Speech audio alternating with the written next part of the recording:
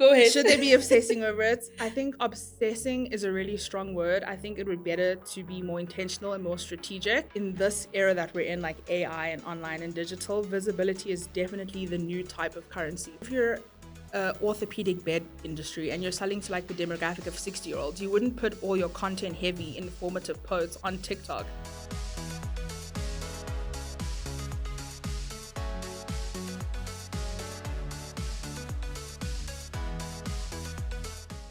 Hello, and welcome to another episode of the Comms Hub, your go-to space for all things PR, digital marketing, and media relations.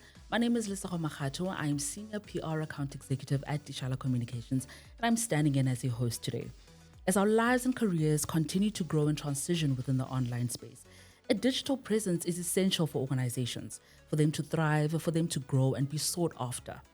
And with all the viral trends and moments that exist in the digital world, we are always keen to learn how organizations can expand their online reach without compromising their mission and their values. And to help us unpack this is digital marketing specialist Jodi Joseph, who's crafted and executed high-performing marketing strategies for various brands and organizations and helped them reach audience engagement. Jodi, welcome to the Comms Hub. So lovely to have you. Thank you so much for having me. I'm very nervous, but I'm excited. It's going to be wonderful. It's going to be chilled. Perfect. And I think, if anything, let's get right into it, Jodi. When we talk about digital marketing, what is digital marketing? And should businesses be obsessing over it? Well, like I was telling you when I arrived, I've been doing this for so long, and such a simple question. I'm like, I actually just like, how do you articulate it in such a way that it's like easy to grasp? So in a nutshell, digital marketing is basically using online platforms to communicate to current customers and your target audience. So that could be a website, social media, blogs, landing pages, and online payment, even paid content. No, go ahead. Should they be obsessing over it? I think obsessing is a really strong word. I think it would be better to be more intentional and more strategic, especially because most of our attention and our lives actually have moved and live online now. So if you're not there where people are searching for you, somebody else definitely will be. I feel like in this era that we're in, like AI and online and digital, visibility is definitely the new type of currency for your brand. And getting into that, what is a digital presence and how can organizations optimize their visibility? It's such a loaded question because there's so many different options, and obviously this is from my perspective. But in essence, having a digital presence is basically the way your brand lives online. So like I said, with a blog, with a landing page, and most importantly, if I was to search your brand, do you come up? How do I interact with your brand? I could see a paid advert. If I click on the link and your domain is expired, like you're online, but are you present? Is like a whole different dimension to it. What assets or components would you say organizations should invest in to secure or amplify that online presence? I'm going to divide it into two categories because it's very different and you actually need both to survive in this generation. So I would start with the brand. I would start with things that your company or like your business can control or can own, because essentially any online platform is like a rented land. Like you can have TikTok today and in 2 years' time, there won't be a TikTok. Just like 4 years ago, there was no TikTok.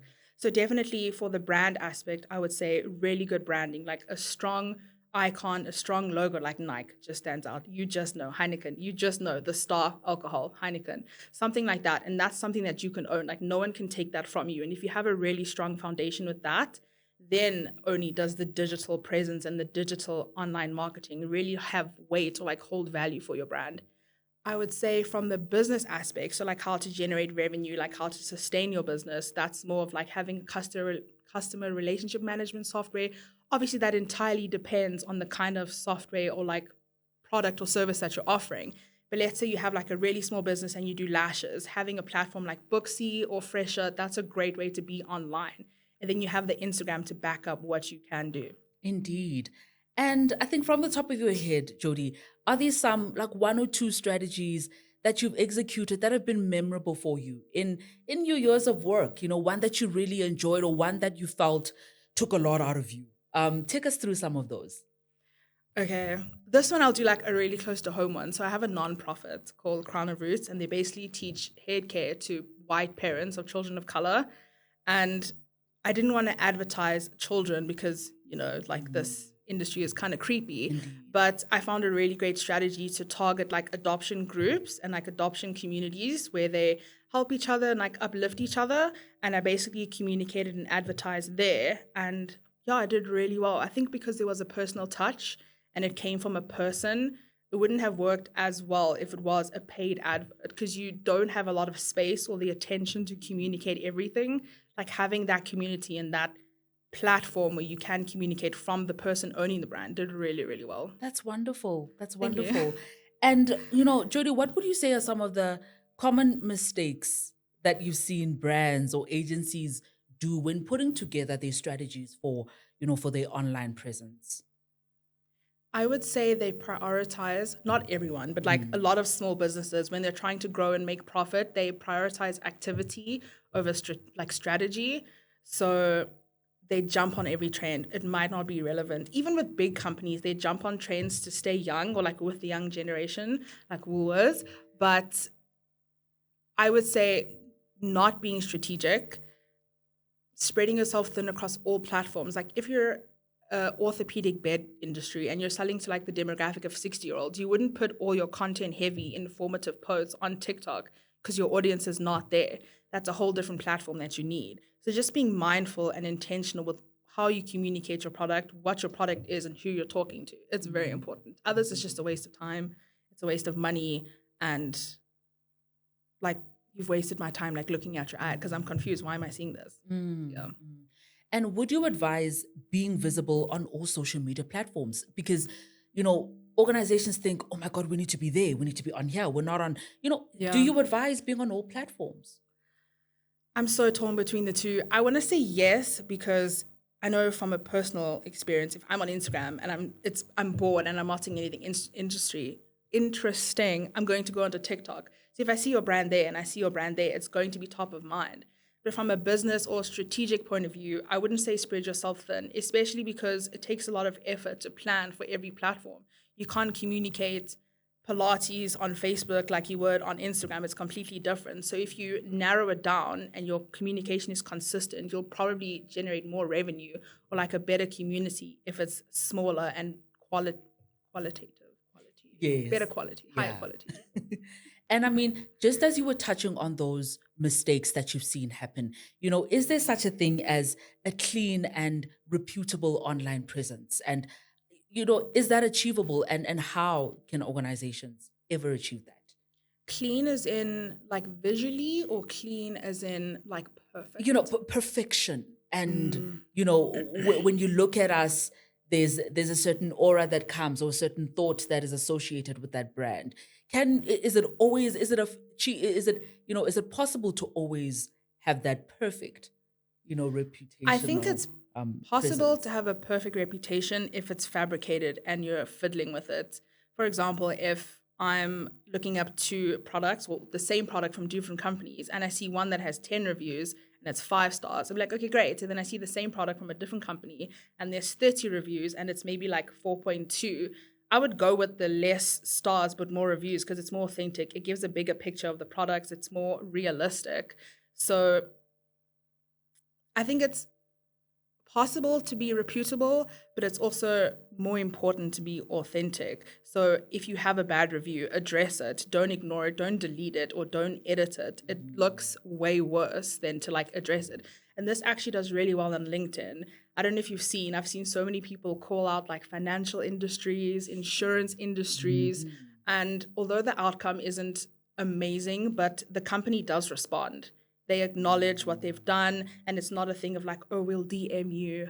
I know some companies are like, please send your email and we'll like address it. And that I don't like. But if they're like, we've dealt with this issue through legal, we've sent you the email communications, or like we've gone through this already. Like someone could just be venting, which is fine. But if it's like an issue that they're bringing up again, it is sometimes addressed, which is nice. Like that builds more credibility and reputation than anything, than just ignoring it. True, because we do see a lot of that call out culture on social media, and you see other people doing it, and you think, okay, if I tweet a certain bank, maybe they'll give my case attention. Should we? Do you advise that we think like that sometimes? If you've got a particular matter that's not being attended, what's your take on that call out culture? I think it's sad if someone has to get to a point where they call out a company on social media. It must be like the last straw. Because I know if something's personal to me, like let's say my house burned down or it's like something was stolen, I would never go into LinkedIn and communicate that for 1,000 people to see. It's not like a personal profile. Like your feed, it will be shown in your feed, even though I don't even know you. So I think it plays into the mistakes that companies make and how they deal with it, but it also plays into like the openness of how they deal with it, which is more important than the issue itself. So, Jodi, please take us through some of the mistakes you think an agency or an organization should avoid when maintaining, online reputation. Like I said previously, I think it's important to not fiddle with reviews. If you have a negative review, keep it there, respond to it, acknowledge it, don't just ignore people. I would say when it comes to brand identity, definitely keep your tone and communication and messaging consistent. So if your logo is one color or one size on Instagram, keep it the same throughout, especially with TikTok. Like if I'm scrolling, the branding is not important. I'm seeing the video, but if I go into the brand, I can identify you. I would also say, in terms of the brand elements, when you come to build your brand, definitely take your time in the visual aspects of it. Because down the line, when you come to change your logo, you lose a really big audience. For example, I might not remember your brand name, but I know your logo, like Nike. So if I'm going through my followers and you've changed your name and you've changed your logo, you've completely lost me as a company because I can no longer find you. So really take your time and make sure that it stands the test of time with all digital platforms and like the evolution of it. This also does really well in terms of LinkedIn when it comes to making mistakes. A lot of people on LinkedIn have been calling out financial institutions and insurance institutions, and I find comfort in the fact that they respond. It's not like the slide behind the door, oh, we'll send you a DM with all the solutions. Like they acknowledge it, they use their name, and it is quite prompt, and I really enjoy that. And I know the outcome may not be optimal, so they might not address the situation for all of us to see, but that mistake or like not addressing that is like a really good point to do. Mhm. And Jody, from the outside looking in, what do you believe, brands should be doing right now?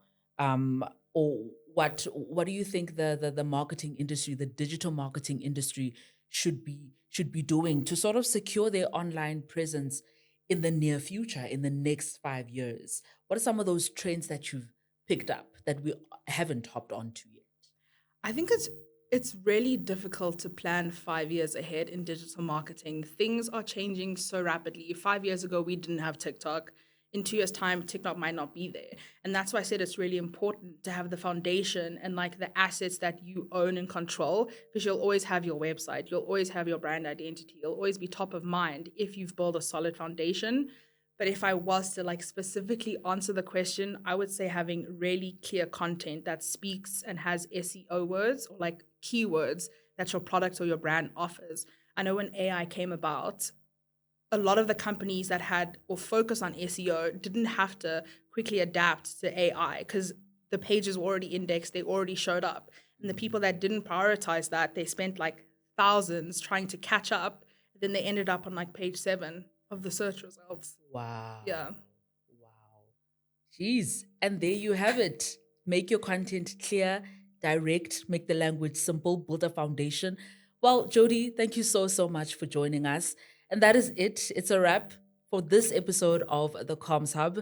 Until next time, have a good one.